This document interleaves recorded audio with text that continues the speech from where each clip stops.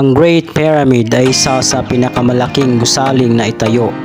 Ito ay orihinal na nakatayo ng humigit kumulang 482 talampakan, 147 metro ang taas, ngunit ang pagguho at ang pag-alis ng karamihan sa pinakintab na limestone casing stone na nagpakinis sa estruktura at ang naging sanhi ng pagkinang nito sa sikat ng araw ay nagpapababa sa taas ng pyramid sa 449 talampakan at 137 na talampakan na metro.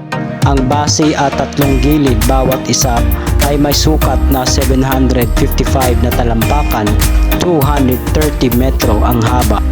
Ang mga gilid ng pyramid ay tumaas sa isang anggulo na 51.87 degree at tumpak na nakatuon sa apat na cardinal na punto ng compass. Ang core ng Great Pyramid ay gawa sa madilaw-dilaw na mga bloke ng limestone at ang mga panloob na daanan ay mula sa mas pinong mapusyaw na limestone. Ang interior burial chamber ay binuo ng malalaking bloke ng granite. Humigit kumulang 2.3 milyong bloke ng bato ang pinutol, dinala at pinagsama upang lumikha ng 5.75 milyong toniladang istruktura. Sa isang obra, maestra ang teknikal na kasanayan at kakayahan sa engineering, ang panloob na mga dingding, gayon din ang ilang mga panlabas na pambalot na bato na nananatili pa rin sa lugar ay nagpapakita ng mas pinong mga dugtungan kaysa sa anumang iba pang pagmamason na itinatayo sa sinaunang Ehipto. Ang pasukan sa Great Pyramid ay nasa hilagang bahagi, mga 59 na talampakan, 18 metro sa itaas ng antas na lupa. Bagamat napakalaki ang pyramid ay may napakakaunting bukas na espasyo sa loob.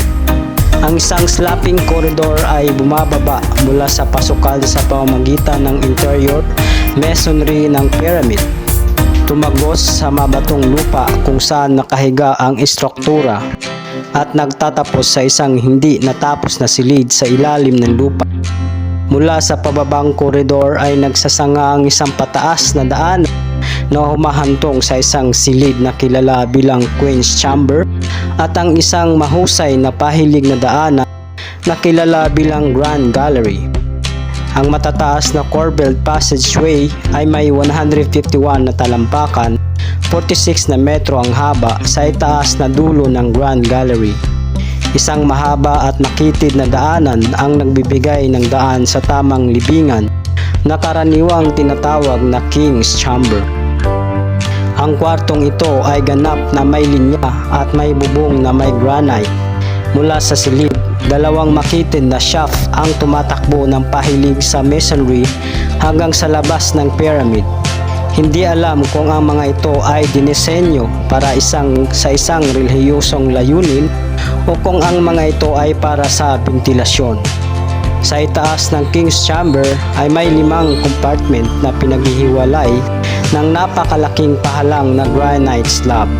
Ang malamang na layunin ng mga slab na ito ay upang protektahan ang kisame ng silid ng libing sa pamamagitan ng paglihis sa napakalaking tulak na ginawa ng mga nakapatong na masa ng masonerya. Ang mga silid sa ilalim ng lupa ng pyramid ay hindi kailanman natatapos.